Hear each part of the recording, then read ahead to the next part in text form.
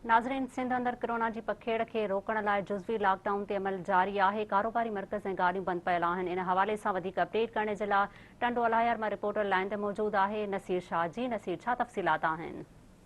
जी त टंडो अलायार में लॉकडाउन जो है जुज़वी तौर ते लॉकडाउन है। टंडो अलायार जो मेन बाज़ारूं आहिनि, जेके शाही बाज़ार, रेशम गली ऐं ॿियूं बाज़ारूं आहिनि, उहे बंदि आहिनि ऐं ट्रांसपोर्ट रोडनि ते नज़र कान पई अचे। जॾहिं त आम तौर ते नंढनि गाॾियुनि जी रिक्शा तोड़े मोटरसाइकिल जे हवाले सां वॾी भीड़, वॾी रश ऐं माण्हुनि लॉकडाउन जे हवाले सां माण्हू लॉकडाउन ते को बि तवजो कोन पिया ॾींदा। माण्हू बिना के मास्क पाइण जे ऐं उन जे बाज़ारनि में या उन्हनि में हलंदा रहनि था। जॾहिं त होटल या ॿियूं के अहिड़ियूं शयूं आहिनि जेके त बंदि आहिनि, पर माण्हुनि जी जेका रश आहे उहा ख़तमु न थी सघी आहे। जॾहिं त नाज़रीन खे वधीक इहो ॿुधाईंदा हलूं त टंडो अलायार ज़िले में लॉकडाउन त शहर में टंडो अलायार में त कुझु नज़र अचे थो। जेके बाक़ी जेके ॿाहिराड़ी जा इलाइक़ा आहिनि, तालको चंबड़, तालको झंडोमरी ऐं तालको टंडो अलायार जा जेके ॿाहिराड़ी जा इलाइक़ा आहिनि उहे त तक़रीबन खुलियल आहिनि ऐं इंतिज़ामिया पारां त क़दम खयां विया हुआ ऐं ऐलान बि कया विया आहिनि, पर इंतिज़ामिया हींअर रोडनि ते का बि नज़र कोन पई अचे आहे। जॾहिं त टंडो अलायार जा मेन जेके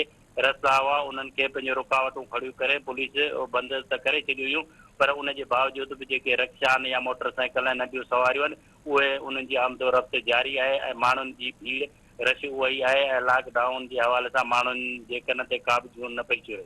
जी नसीर, तव्हां जी महिरबानी।